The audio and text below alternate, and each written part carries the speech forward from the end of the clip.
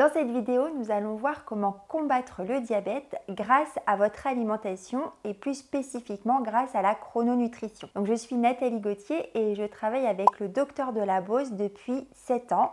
Et dans cette vidéo, je vais vous expliquer de façon très simple comment lire vos analyses de sang, c'est quoi l'hyper et l'hypoglycémie et enfin comment gérer notre glycémie grâce à notre alimentation sans médicaments. Il y a deux grands types de diabète. Donc il y a le diabète, on dit de surcharge, c'est-à-dire que si vous êtes en surpoids, eh bien vous avez déclenché un diabète de surcharge. On va l'expliquer plus loin dans la vidéo bien précisément. Et vous avez le diabète insulinodépendant, c'est que là votre pancréas n'arrive plus à bien fonctionner, à bien sécréter votre insuline et donc vous êtes obligé d'avoir un soutien, des piqûres à base d'insuline.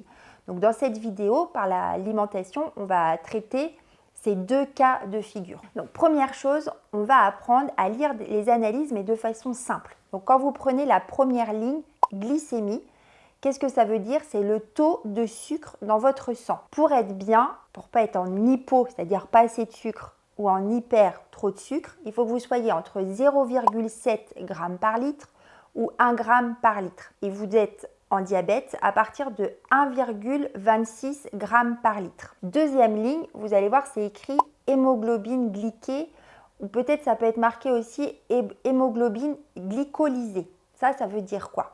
Dans notre sang, on a des molécules qui s'appellent de l'hémoglobine et ces hémoglobines, leur rôle, c'est de transporter, c'est comme des petits camions qui transportent l'oxygène à toutes les cellules du corps. Et il y a une partie, un pourcentage de cette hémoglobine qui va se fixer à une molécule de glucose, une molécule de sucre, pour justement la transporter également à toutes les cellules. Il faut que le taux, le pourcentage d'hémoglobine glyquée soit entre 4 et 6%. Si c'est le cas, pas de problème. Si vous êtes au-dessus de 6%, eh bien vous vous dirigez dangereusement vers le diabète. Je vois des fois des analyses où ça peut monter jusqu'à 13-14%. Donc en résumé, sur votre analyse de sang, vous avez deux paramètres à regarder. La glycémie, deuxième ligne, l'hémoglobine glyquée. Le plus important, l'hémoglobine glycolysée ou glyquée, car vous avez une vision sur 2 mois. Imaginez que la veille de votre prise de sang, vous aviez mangé énormément de glace ou beaucoup de cerises. Le lendemain matin, votre glycémie est élevée, mais parce que la veille, vous aviez mangé trop de sucre.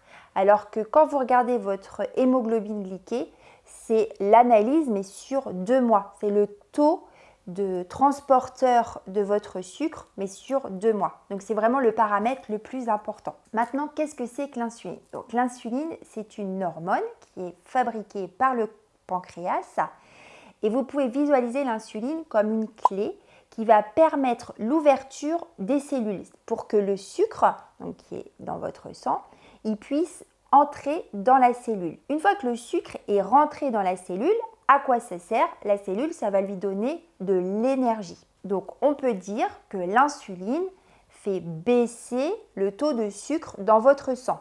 Pourquoi c'est embêtant d'avoir du sucre dans le sang? Eh bien, le sucre, vous voyez, c'est un peu caramélisé. Et quand vous avez le taux de sucre dans votre sang qui est trop important, eh bien, le sang, il ne va pas pouvoir aller jusqu'au bout des petites veines. C'est pour ça qu'il faut faire très attention, vous savez, quand on est diabétique au niveau des pieds, aller souvent chez la podologue, etc. Parce que vos orteils, ils peuvent être mal irrigués, le sang ne va pas aller jusqu'au bout parce que votre sang, il est beaucoup trop épais. Donc, il y a beaucoup de contre-indications à avoir trop de sucre au niveau de votre sang. Ça crée également beaucoup d'inflammation au niveau du corps. Donc il y a plusieurs manières de donner de l'énergie à la cellule. Donc les sucres rapides, c'est tout ce qui est les céréales raffinées du petit déjeuner. Tous les fruits comme les fraises, les cerises, l'ananas, les bonbons, les gâteaux, les glaces. Vous voyez, tout ça, on appelle ça des sucres rapides. Pourquoi? Parce qu'ils ont une digestion très rapide, ils vont arriver directement dans le sang et provoquer une hyperglycémie, beaucoup d'insuline Et donc l'insuline, vous avez vu, c'est une clé. Donc elle va être fabriquée en grande quantité pour que tout le glucose entre dans les cellules.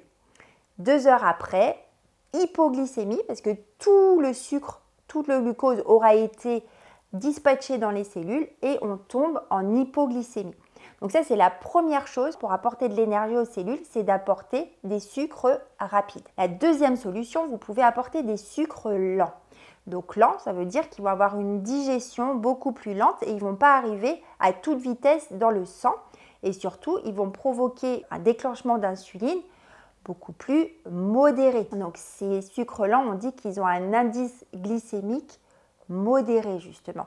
Les exemples, toutes les céréales, mais complètes, pas les céréales du petit déjeuner raffiné. Là, ce sont du riz complet, des pâtes complètes, mais ça peut être aussi des pois chiches, des lentilles, des pommes de terre.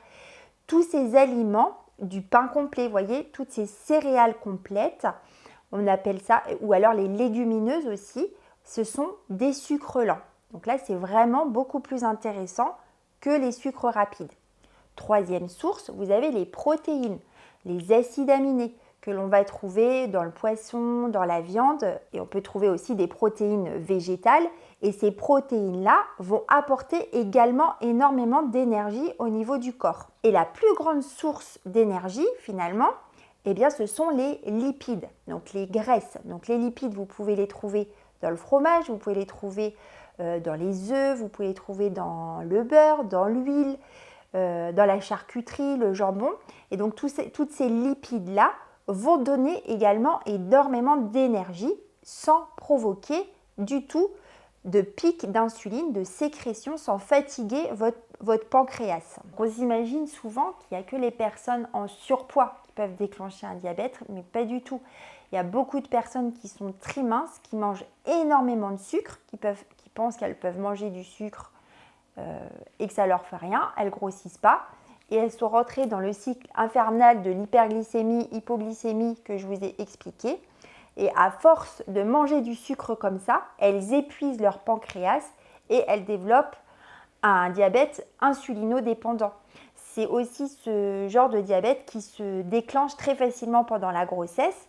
C'est pour ça qu'on suit la glycémie pendant la grossesse et c'est pour ça que c'est très important pendant la grossesse de ne pas manger beaucoup de sucre rapide. Même ce que je vous conseille, c'est de ne pas en manger du tout. Je vous ai bien expliqué qu'il y a bien d'autres manières beaucoup plus intéressantes d'apporter de l'énergie à votre corps. Et dans votre alimentation, ça sera beaucoup plus intéressant d'apporter des sucres lents, des protéines et des lipides. Donc nous arrivons au cœur du sujet maintenant, comment gérer votre diabète grâce à votre alimentation, grâce à la chrononutrition. Donc on a vu qu'au lieu d'amener des sucres rapides, il est préférable d'amener des lipides, des protéines et des sucres lents. Alors en même temps, dans la chrononutrition, il y a vraiment une notion de chronobiologie, d'amener les bons aliments à la bonne heure, dans les bonnes quantités, en fonction de ce que votre corps va sécréter. Donc le matin, par exemple, votre corps sécrète en grande quantité une lipase. Donc c'est là, à ce moment-là de la journée, où il va pouvoir métaboliser, c'est-à-dire transformer les lipides, là dont je vous ai parlé, les graisses, en énergie. Donc c'est le matin que vous allez apporter des lipides. Et comme ça, vous allez avoir de l'énergie pour tout au long de la journée. Alors les lipides ont en plus beaucoup d'autres actions. J'en ai parlé dans 10 vidéos, mais je vais vous le réexpliquer simplement. Ça a aussi une action très importante au niveau de l'enveloppe cellulaire. Autour des cellules, on a du ciment, si vous voulez, et c'est fabriqué à base des lipides et c'est très important. Donc il n'y a pas que l'énergie, il y a d'autres choses qui sont très importantes avec les lipides. En même temps, le matin, vous allez sécréter ce qu'on appelle une protéase. Donc ça va permettre de digérer les protéines. Donc pareil, le matin, on va apporter des protéines qui vont apporter de l'énergie à toutes les cellules. mais en même temps, ça va apporter des acides aminés, donc on retrouve dans les muscles, qu'on retrouve aussi dans la fabrication des cellules. Donc vous voyez, c'est des aliments qui sont bien plus intéressants que le simple glucide parce qu'il va avoir une fonction métabolique au niveau du corps. Et surtout le matin, ne pas apporter de sucre rapide parce que vous avez été à jeun, parce que vous n'avez pas mangé de toute la nuit. Donc là, on est dans une glycémie basse. Et donc, si tout d'un coup, vous apportez des sucres rapides, vous augmentez votre insuline de façon spectaculaire. Donc, le matin, naturellement, votre corps va sécréter du cortisol qui s'ensuit un peu d'insuline, suffisamment pour digérer, pour assimiler, pour métaboliser des sucres lents. Que vous soyez en diabète de surcharge ou en diabète insulinodépendant, les aliments du petit déjeuner, des acides gras, des lipides, des graisses, donc sous forme de fromage, c'est le mieux. Si vous n'aimez pas le fromage, ça peut être sous forme de charcuterie, de jambon ou d'œuf. Deuxième aliment, le pain, mais ça va être du pain complet ou des galettes complètes. En tout cas, on a vu des sucres lents. Et le troisième aliment, ça va être de l'huile d'olive.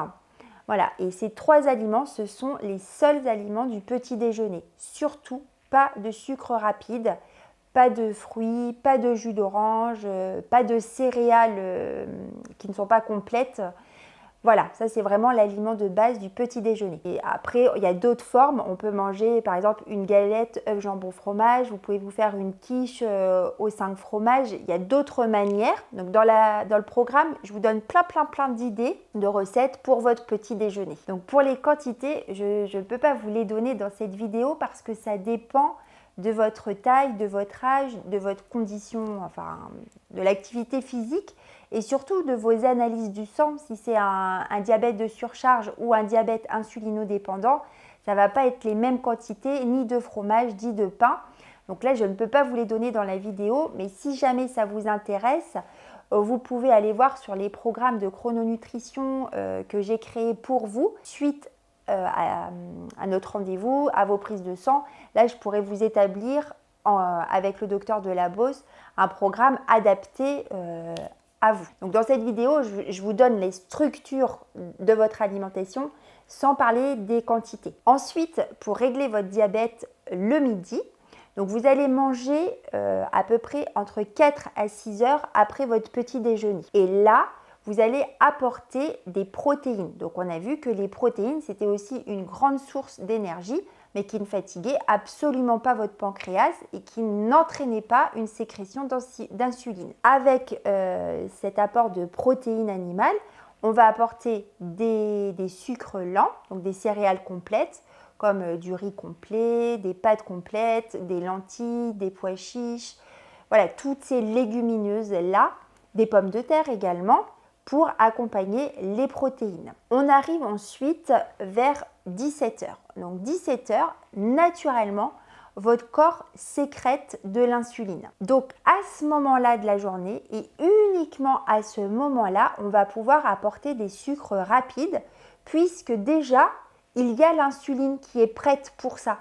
Donc à ce moment-là de la journée, vous allez pouvoir apporter des sucres rapides, un abricot, une pêche, vous allez pouvoir apporter une compote peut-être, tout ce qui est sucre rapide. Vous pouvez apporter aussi des gras végétaux comme des amandes, des noix de pécan, de l'avocat aussi. Donc si vous avez un diabète de surcharge, il y a quand même des fruits que vous ne pouvez pas manger. Donc par exemple, ce sont des cerises, des dattes, de l'ananas, tous ces fruits qui sont beaucoup trop sucrés. Si vous avez un diabète insulinodépendant, vous allez juste attendre d'un retour normal de votre glycémie et de votre hémoglobine glyquée. Vous allez remplacer l'apport des amandes, des noix de pécan, de l'avocat par une barre de chrononutrition. Tant que votre taux d'hémoglobine glyquée n'est pas revenu normal, même si c'est le moment de la journée où vous pouvez apporter des sucres rapides, on va quand même y aller doucement. Et on arrive au repas du soir. Donc là, le repas du soir, on va encore apporter des protéines et encore des lipides, mais des lipides sous forme d'oméga 3, donc sous forme de poisson. Et ça va être vraiment très très important également pour réguler votre diabète. Et avec cet apport de protéines de poisson, eh bien, on va apporter des légumes. Donc les légumes, ça peut être des haricots verts, des tomates, ça peut être soit des légumes cuits, vous voyez, style ratatouille, ou alors des crudités, concombres, salade. Donc il n'y a pas de dessert, vous avez vu, ni le midi, ni le soir, pour justement ne pas augmenter cette insuline. Les résultats de la chrononutrition sur le diabète, c'est assez rapide. Enfin, dès le premier mois, l'hémoglobine glyquée descend de façon spectaculaire. Et si vous faites vraiment très très bien la chrononutrition, un diabète de surcharge est résolu en 2 mois à peu près. Et un diabète insulinodépendant, ça dépend de vraiment, mais en général, sous 6 mois, le dosage en insuline diminue vraiment, vraiment énormément. Donc pendant tout le temps où vous suivez la chrononutrition, vous êtes suivi par le docteur de la Beauce, vous faites régulièrement des bilans et bien sûr, vous êtes toujours suivi par votre diabétologue qui pourra aussi observer tous les résultats. Qu'est-ce qui déclenche le diabète? Donc on a vu que c'était une surconsommation de sucre rapide. Il peut y avoir aussi des facteurs génétiques. Vous avez un pancréas qui ne fonctionne pas bien. Mais il y a un troisième facteur qui est souvent méconnu et donc moi je travaille en médecine chinoise, je pratique beaucoup le shiatsu et la cogitation, le stress, l'inquiétude, c'est vraiment une cause aussi très importante. C'est-à-dire que quand vous cogitez, vous pensez et vous vous inquiétez beaucoup, en médecine chinoise, on appelle ça la terre, donc c'est rate, pancréas, estomac.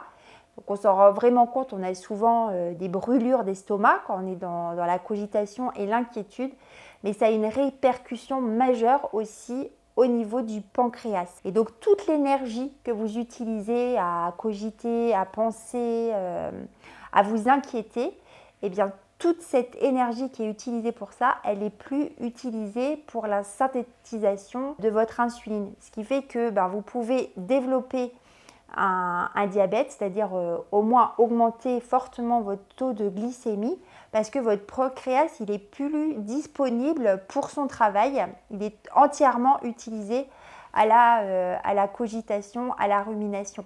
Donc une fois de plus, on peut se rendre compte que notre état émotionnel a des répercussions au niveau de notre santé et même au niveau du diabète.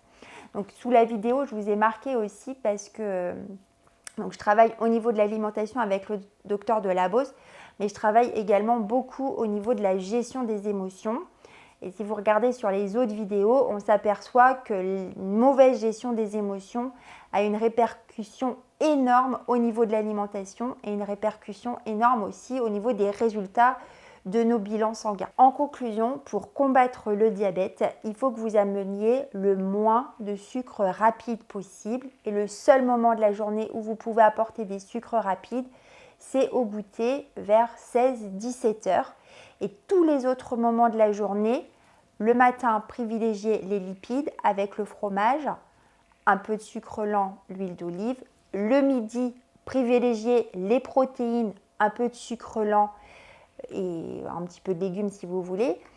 Au goûter, un peu de sucre rapide avec des fruits, un peu d'amandes par exemple. Et le soir, des protéines et des légumes. Donc vous voyez, avec la chrononutrition, c'est vraiment très simple parce qu'on n'apporte pas du tout de sucre rapide et très très très rapidement, vous allez combattre votre diabète. Si vous avez des questions ou si vous avez envie d'aller plus loin, eh bien, vous pouvez me contacter. Sous la vidéo, j'ai mis toutes les coordonnées et j'ai créé pour vous 3 programmes. Donc, vous pouvez choisir le programme qui vous convient et ensemble, nous pourrons établir un programme adapté à votre diabète. Alors, dans ce programme, qu'est-ce qu'il y a? Tout d'abord, je t'enverrai un bilan sanguin à faire.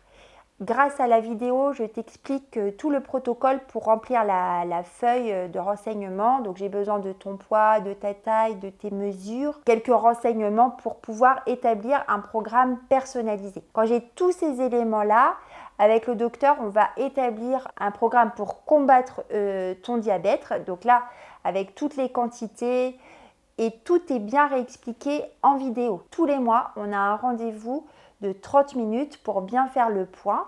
Tout au long des 6 mois, on refera plusieurs fois des bilans sanguins pour bien voir l'évolution de l'hémoglobine glyquée. Et donc tout ça, ça sera vraiment à faire en collaboration avec ton diabétologue, car c'est lui qui va voir au niveau de l'insuline, de tes médicaments, s'il faudra les baisser en fonction de tes résultats. Je t'ai tout expliqué sous la vidéo et je te dis à très bientôt. Ciao, bye bye.